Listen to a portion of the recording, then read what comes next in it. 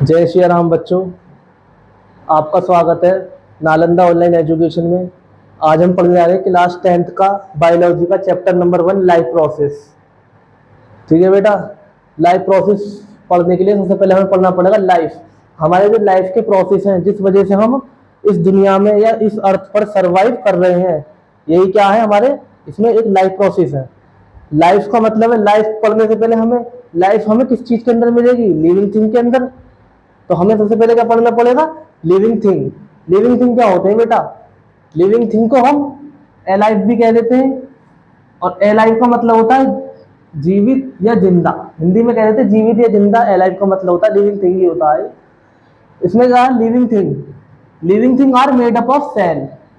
Living thing cell या और sales से, एक सेल से या बहुत सारे सेल से मिलकर बनी होती है लिविंग थिंग। एक सेल से मिलकर बना हुआ जैसे बैक्टीरिया। बैक्टीरिया ज्यादातर एक सेल से मिलकर बना हुआ होता है। और सेल से हम किस चीज से मिलकर बने? बहुत सारे सेल है हमारे, टाइप ऑफ सेल है हमारे अंदर, बहुत ही सारे सेल है, अनगिनत। तो living thing are made up of cell. ये बेटा 9th की बात बता रहा हूँ आपको। जो बच्चे 9th में नहीं पढ़ पाए, जो 10th में आ गए हैं, वो पढ़ लें। Life living thing are made up of cell. They obtained energy, they obtained and use energy. ये करते हैं, एनर्जी को ऑब्टेन करते हैं और फिर यूज करते हैं किसके लिए? सर्वाइव के लिए, टू सर्वाइव, जीने के लिए। कहीं पर जीना उसे कहते हैं सर्वाइव करना बेटा, ठीक है ना। हम जीने के लिए क्या करते हैं? एनर्जी को क्या करते हैं? ऑब्टेन करते हैं। किससे ऑब्टेन करेंगे? फूड से। अब फूड तो बताइए, वेजिटेबल, प्लांट, ये हमारे फ्रूट वगैरह जो हम खाते हैं रोजाना, ये क्या हमारे फूड है। फूड का ही तो पार्ट है। और फूड से हमें क्या मिलेगी? एनर्जी मिलेगी ना, मिलेगी। क्या ऑब्टेन करेंगे? हम एनर्जी करेंगे, ऑब्टेन करेंगे। एक लिविंग थिंग में यूनिक एबिलिटी होती है, a unique ability to reproduce. Living thing क्या करेंगे बेटा? अपने आप को रिप्रोड्यूस करेंगे, अपनी जनसंख्या बढ़ाएंगे बेटा, ठीक है।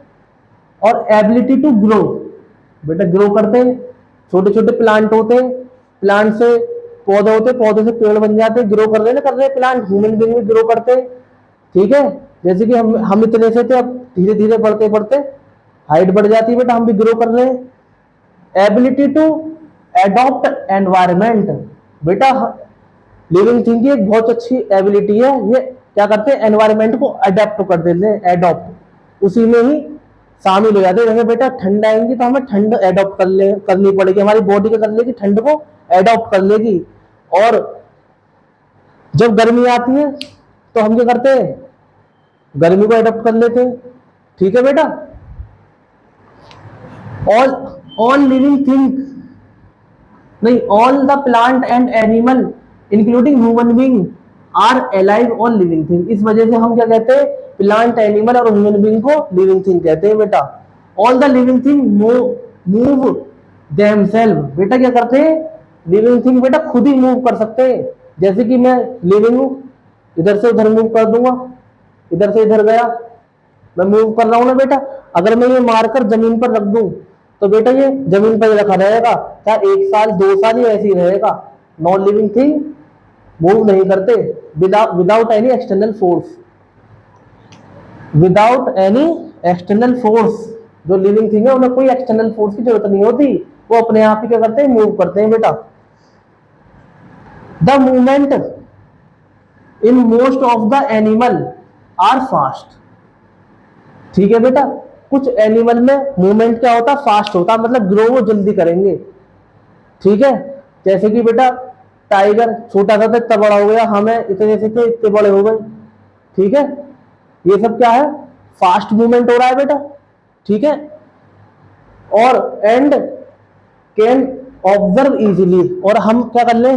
इस मूवमेंट को जल्दी एब्जॉर्ब कर ले, ओ देख लेते हैं बेटा, एब्जॉर्ब करते हैं। Can absorb easily, but the movement in plant, plant में जो मूवमेंट होता है वो क्या होता है? स्लो मूवमेंट होता है बेटा। और स्लो मूवमेंट को हम जल्दी नहीं देख सकते। ऑब्जर्व विद डिफिकल्टी, उसे देखने में क्या आएगा? हमें डिफिकल्टी आएगी उस मूवमेंट को देखने में। प्लांट मूव बहुत स्लोली करते हैं, ठीक है बेटा। अब आता है हमारा लाइफ प्रोसेस। लाइफ प्रोसेस की डेफिनेशन देख लेते हैं।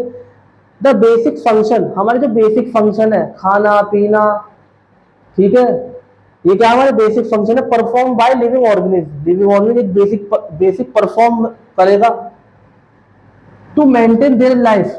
ये बेसिक फंक्शन जो परफॉर्म कर रहा है ना, लिविंग थिंग क्या कर रहा है, अपनी लाइफ को मेंटेन कर रहा है, maintain their life on this earth, अपनी अर्थ पर, are called life process. The basic life process common to all the living organism, वो 8 बेसिक फंक्शन है ये, nutrition, respiration, transport, excretion, control, coordination, growth, movement, reproduction. ये सब क्या 8 हमारे basic function है, ठीक है बेटा। तो न्यूट्रिशन में क्या होता है, हम न्यूट्रिशन को क्या करते हैं, इनटेक करते हैं। न्यूट्रिशन को क्या करेंगे बेटा, इनटेक करेंगे। किसका करेंगे, इनटेक ऑफ न्यूट्रिशन। हमें किससे मिलेगा, फूड से मिलेगा, इनटेक ऑफ फूड। न्यूट्रिशन हमें किससे मिलेगा, फूड से मिलेगा। और फूड हमारा किस में कन्वर्ट हो जाएगा,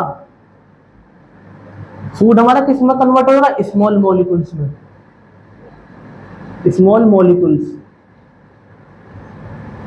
फूड हमारा किस में कन्वर्ट हो जाएगा, स्मॉल मॉलिक्यूल्स में कन्वर्ट हो जाएगा। और ये स्मॉल मॉलिक्यूल्स का क्या होगा फिर हमारी बॉडी में, एब्जॉर्प्शन होगा, एब्जॉर्ब होगा ये स्मॉल मॉलिक्यूल। स्मॉल मॉलिक्यूल क्या होगा, एब्जॉर्ब होगा, एब्जॉर्ब होगा, एब्जॉर्ब बाय द सेल्स। कौन एब्जॉर्ब करेगा, सेल, बॉडी से होता हुआ सेल में जाएगा बेटा, हमारी बॉडी से। और फिर ये सेल जब इसे एब्जॉर्ब करेगा तो बेटा यहां से एक हमारी एनर्जी निकलेगी। ये एब्जॉर्ब करने के बाद में स्टोर कहां पर होगा, सेल के अंदर होगा, इनसाइड द सेल। और सेल किसमें एब्जॉर्ब होगा, सेल के अंदर किस फॉर्म में, फॉर्म कौन सी फॉर्म में, वो अगर मैं फॉर्म की बात करूं, किस फॉर्म में फॉर्म होगा, एटीपी की फॉर्म में हमारा क्या होगा, ये स्मॉल मॉलिक्यूल्स हमारे एटीपी की फॉर्म में सेल के अंदर क्या हो जाएंगे, एब्जॉर्ब हो जाएंगे, फिट हो जाएंगे जाकर।